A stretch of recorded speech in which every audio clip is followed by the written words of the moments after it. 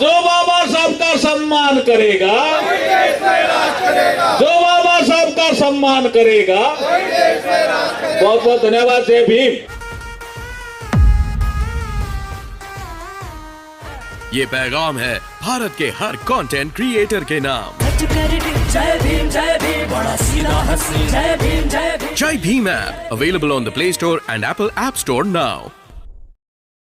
Railway employees association का आज ये कार्यक्रम मेरे घर पे रखा है। मंत्री जी, मेरा घर तो पवित्र हो गया ऐसा मैं मानता हूँ। पूरे भारत से लोग आए हैं। मैं अभी सुन रहा था, देख रहा था, तो मेरा मन गदगद हो रहा था कि ये बाबा साहब के चित्र, ये भगवान बुद्ध के चित्र, ये इस प्रांगण को भी पवित्र करेंगे और रेल मंत्री जी के माध्यम से ये एसोसिएशन भी ऊंचाइयां छुएगी ऐसा मैं मानता हूं। आज का इस शानदार फंक्शन और इस फंक्शन में उपस्थित आज के हमारे मुख्य अतिथि माननीय रेल, इलेक्ट्रॉनिक्स व सूचना प्रौद्योगिकी तथा संचार मंत्री हमारे अश्विनी वैष्णव साहब, जोरदार ताली बजा के आप स्वागत करें आपको। इन्होंने सहमति भी दी, आए भी, और अभी स्वागत हो रहा था तब इन्होंने कहा कोई रह गया है तो जब मैं जाऊंगा तब वो स्वागत कर दे। देखिए कितना विशाल हृदय है इनका, अश्विनी जी का।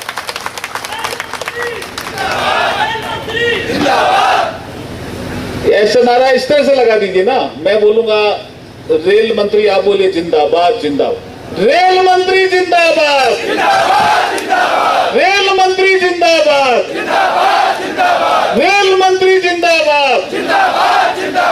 बहुत बहुत धन्यवाद सर। बैठिए, मैं बाद में हो जाएगा, मेरा हो जाएगा। अब बैठिए। हमारे BL बैरवा साहब, राष्ट्रीय अध्यक्ष all India SC/ST railway employees association, Shri Ashok Kumar ji, राष्ट्रीय महासचिव all India SC/ST railway employees association. ये जोड़ी जोरदार है ना भाई? जोरदार ताली बजा के स्वागत करो बैरवा जी का, अशोक कुमार जी का। जिंदाबाद जिंदाबाद। देखिए, हमारे आए तो मेरे से मिलने थे, हमारे डॉक्टर विभू प्रसाद तराई उड़ीसा के थे, मेरे साथ 15वीं लोकसभा में MP रहे थे। तो मेरे से मिलना है, मैंने कहा हमारे रेल मंत्री जी घर पे आ रहे हैं, तो बोला वो तो हमारे उड़ीसा से ही है, मैं मिलूंगा। देखिए तो वो भी है, उनका भी स्वागत करिए। विभू प्रसाद तराई साहब का, पूर्व सांसद जमशेदपुर, अध्यक्ष SC मोर्चा भाजपा उड़ीसा। हमारे प्रेम सिंह जी, राष्ट्रीय कोषाध्यक्ष all India SC/ST railway employees association. हमारे टीकाराम जी मीणा, राष्ट्रीय वरिष्ठ उपाध्यक्ष all India SC/ST railway employees association. Shri Sameer Das, राष्ट्रीय अतिरिक्त सचिव all India SC/ST railway employees association. Shri Bhajanlal ji Rolan, ये अध्यक्ष है doctor Ambedkar memorial welfare society Rajasthan, उसके अध्यक्ष हैं, आप भी आज मंच पर उपस्थित हैं। श्री विजय सिंह प्रेमी, राष्ट्रीय महामंत्री रविदास पीठ, आप सबका स्वागत है। सभी जोन से, सभी प्रोडक्शन यूनिट से जो आप आए हैं, आप सबका अभिनंदन, सबका स्वागत, बहुत बहुत बधाई और शुभकामनाएं आपको। देखिए, आज मैं थोड़ा नया विषय आपके सामने रखना चाहता हूं। जो विषय बैरवा जी ने रखा उसी विषय को मैं आगे बढ़ा रहा हूं। बैरवा जी ने कहा कि जो दलित हित की बात करेगा वो ही देश पे राज करेगा, यही कहा ना। मैं उसको ऐसे करता हूं, जो बाबा साहब का सम्मान करेगा वो ही देश पे राज करेगा। नारा लगाओगे जोरदार? जो बाबा साहब का सम्मान करेगा, जो बाबा साहब का सम्मान करेगा वही देश पर राज करेगा। और वर्तमान समय में हम देख रहे हैं कि सबसे ज्यादा कोई सम्मान कर रहा है बाबा साहब का, तो उसका नाम है भारत के प्रधानमंत्री नरेंद्र मोदी जी। वही सम्मान कर रहे हैं। मैं बता रहा हूं, गिना रहा हूं आपको एक एक। अब मैं बाबा साहब के जीवन के बारे में थोड़ा सा आपको एक नया मोड़ देता हूं। बाबा साहब का जीवन 10-10 साल से चलो आप। 1917 में बाबा साहब लंदन से भारत आते हैं, आपको सबको पता है। 17 से 27 इस जीवन में साउथ बोरो कमेटी उसमें बयान देते हैं, मूक नायक पत्रिका निकालते हैं, ऐसा कुछ जीवन रहता है।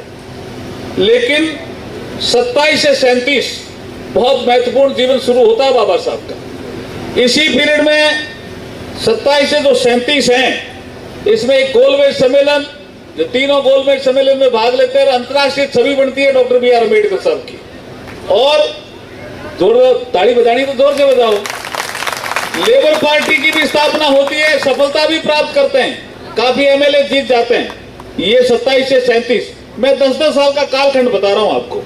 37 से 47 ये कालखंड भी बाबा साहब के जीवन का बहुत महत्वपूर्ण है। वायसराय की कार्यकारिणी में जो परिषद में श्रम मंत्री के रूप में, श्रम सदस्य के रूप में काम करते हैं, श्रम मंत्री के रूप में।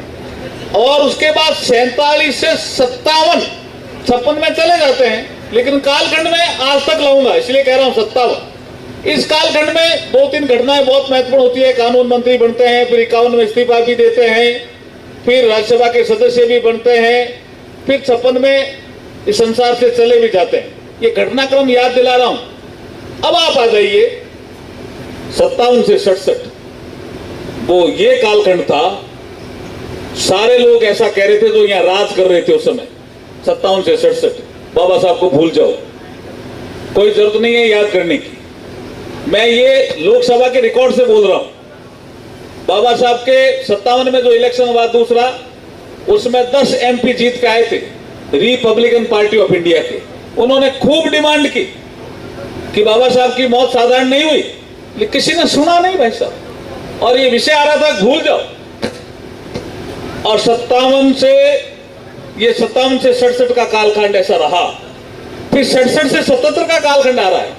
67 में सम्मिश्र सरकारें बन गई, राम मनोहर लोहिया, जयप्रकाश नारायण, सामाजिक न्याय का सिद्धांत। सामाजिक न्याय में बाबा साहब घूम फिर के आ रहे थे, भाई ये डॉक्टर अम्बेडकर इंपॉर्टेंट है, भाई लोहिया जी भी उनके साथ काम करते थे।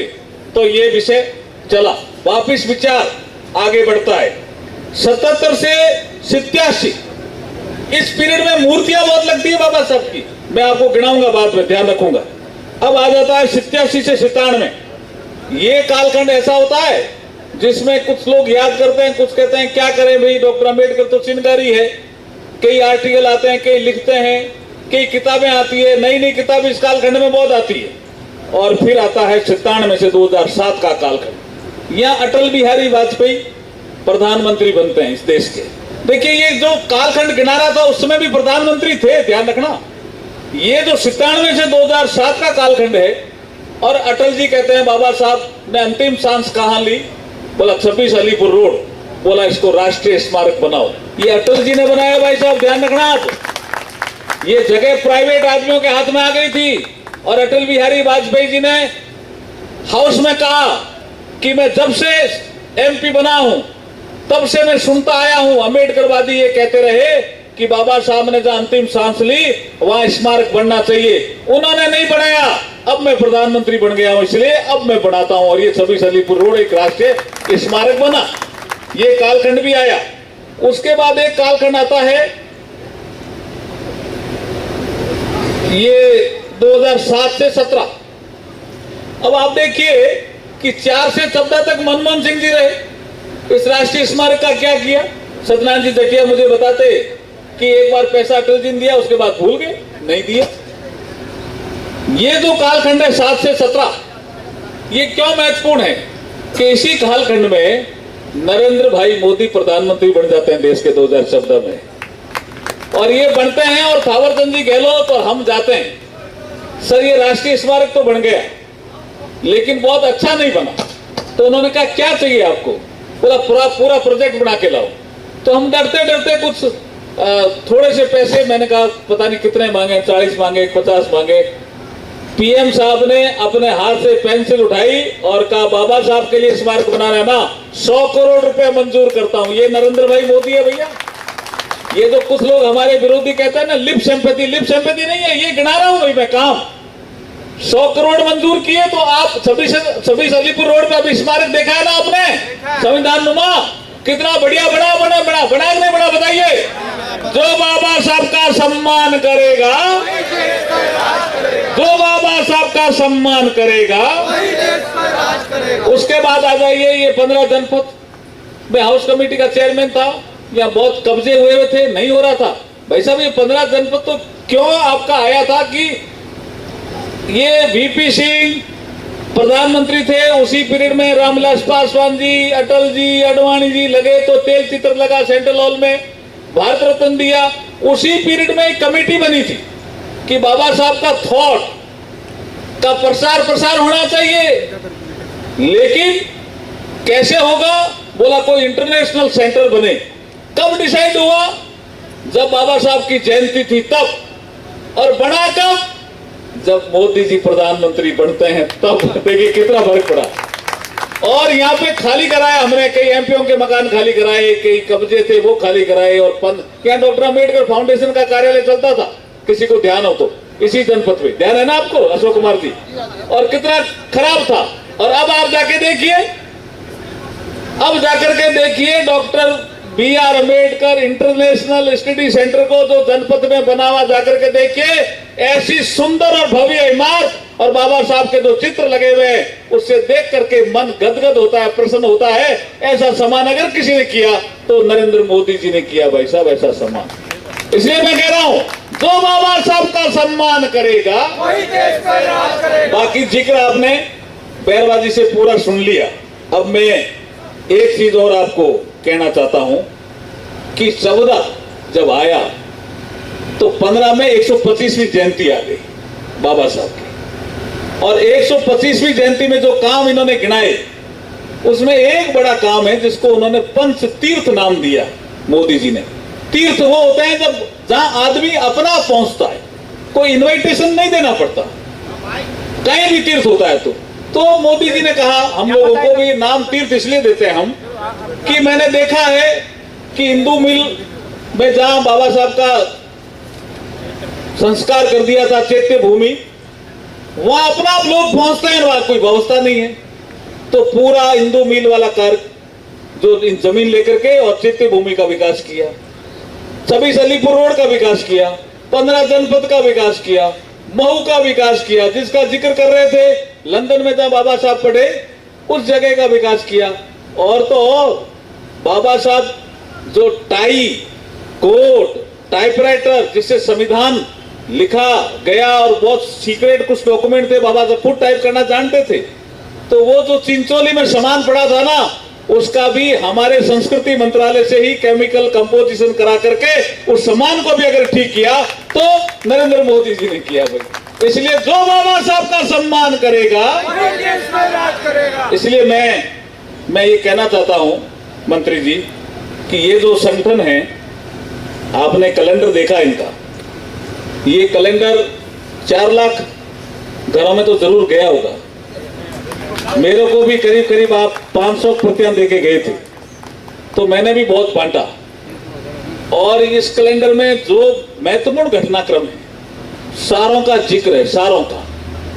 इसलिए आज ये कैलेंडर, मैंने कहा बैरवा जी को, मैंने कहा मंत्री जी आ रहे हैं, आप भेंट क्या करोगे?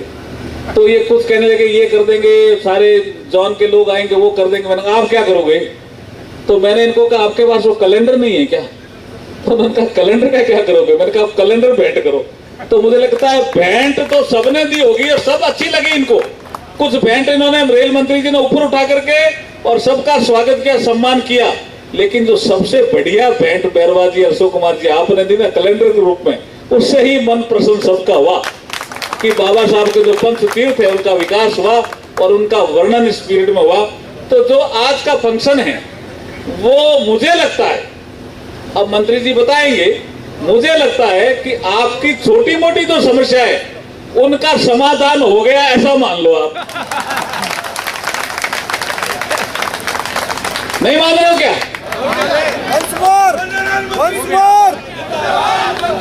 रेल मंत्री जिंदाबाद, जिंदाबाद, जिंदाबाद। मैं ये कहना चाह रहा हूं कि जो छोटी मोटी समस्याएं जिनका जिक्र BL बैरवा जी अभी कर रहे थे, देखिए किसी मंत्री का आना फंक्शन में और फिर इतने समय तक बैठना, ये अपने आप में शो करता है कि आपकी समस्याओं का समाधान हो गया, ऐसा मैं मानता हूं। जोरदार ताली बजा के स्वागत करो। कोई छोटी मोटी रह जाएगी तो हम बैठ करके बताएंगे कि इसमें इस तरह से गली निकल सकती है, क्योंकि गली निकालनी हमें आती है।